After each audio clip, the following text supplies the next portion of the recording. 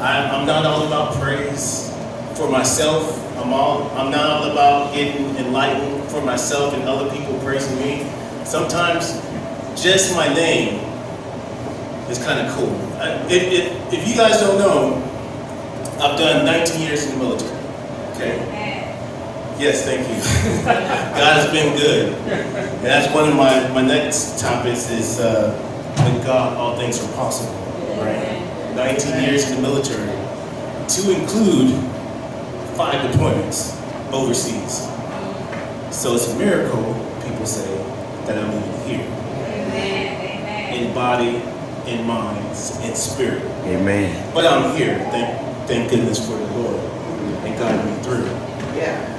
But a lot of times I've been around so long, and I've been a lot of places, like the song, that I know people here and there, whether it be young people, old people, but people will ask, hey, you know Sergeant Wilson? Like, wait, which one? The Sergeant Wilson. And so I'm kind of infamous in the Kansas National Guard. So if you don't know, I'm in the Kansas National Guard, right? There's about 5,000 guardsmen across the state. And that's just for Kansas, not the Army, but just the Kansas Army. We have about 5,000 troops, collectively. And at times we had maybe over 3,500 of them deployed plus, right? But in that 5,000, because it's Kansas, there's not a lot of minorities. So when people ask, do you know Sergeant Wilson? They want to give that question of, is it the black one? Because if so, my goodness, this guy, let me tell you about this guy, and every time someone comes up to me and approaches me, they're like, hey, do you know such and such? I said, yeah, I've been deployed with them over here, or I've been deployed with them over there. So most of the time, I don't need to talk for myself, because what I've done, thanks to the Lord, my work has proven itself, and people know me because of the things that I've done either for them, to assist them, or with them. There was a time I was overseas, and as a young leader, I just got promoted, right? Brand new buck sergeant. I don't know if you guys know what the buck sergeant is, but it's like a leadership. He or she has control of a small group of soldiers. They're like, hey, he is qualified enough. He's been through the schools and has the education. Let's go ahead and give him some leadership. They gave me some leadership. That was my second time in Iraq. The first time, I barely made it through, so I'm scared. And if anyone says they weren't scared going overseas, they probably figured. But I'm scared even more the second time, because I was like, I just got out of this the first time. And then they put me as a leader. I'm like, okay. Well, I know what happened the first time, so let me just speed the story up. I got a young group of guys, because I'm young myself. There was 7 of us. They gave me this squad that no one else wanted. It was called a junk squad. Trash and, you fill in the blank, but that's what they call it. Because they gave us a mission no one else wanted to do. We go to certain areas, we take VIP personnel places, and so it became so treacherous for these missions that we were running, no one else wanted to do them. They just wanted to be cowboys, go fight, shoot them up. Not me. I got out the first time, I like life, I want to come back home, right?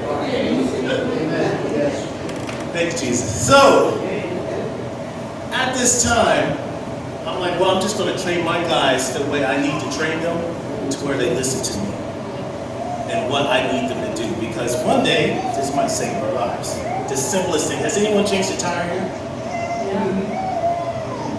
Has anyone seen how a tire is changed on a car? Right? Not the easiest of tasks, right?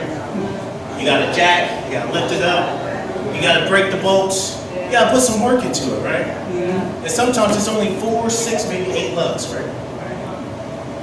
Picture this. You're overseas in a foreign country. It ain't your home. Your tire pops on your Humvee. which has at least 28 to 32 loved ones. What do? Call AAA. Kid, right? You're overseas, you're in the combat zone. I was that young NCO that said, hey, take this tire off. Just like Pastor Bill said, you don't know how to take no tire off. But you know how to play a video game and press buttons, it's the same way. Let's figure this out. So as a mentor,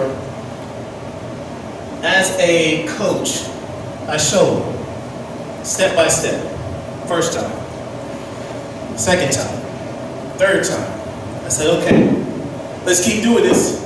They got it down to where the challenge made it a game. Got them out of the video world into the real world. Might help us. So, we're out on a mission. We're rolling. Boom! We get hit. Guess what happens? Tire change. Flat tire, right? But not just only that, had to hook up to another truck correctly. Because at that time, everyone wanted to stay and fight. But me being the young NCO that I was, and knowing through, we're in Shawnee County, there's Douglas. Sector is a landowner. Someone there on that land has a specialty. Each specialty is convenient to whoever owns it. Another big trucks with 30 soldiers is going to deploy out the back of it. All you just need to do is call them up. I called them up. My call sign as I'm traveling down the road is Warhawk 47. And I was so infamous during that time frame, I called him Warhawk 47. Dust off, do you read? This is dust off. Go ahead, Warhawk 47. I got 5 vehicles, 20 packs. They're lit that I don't know, but they lit.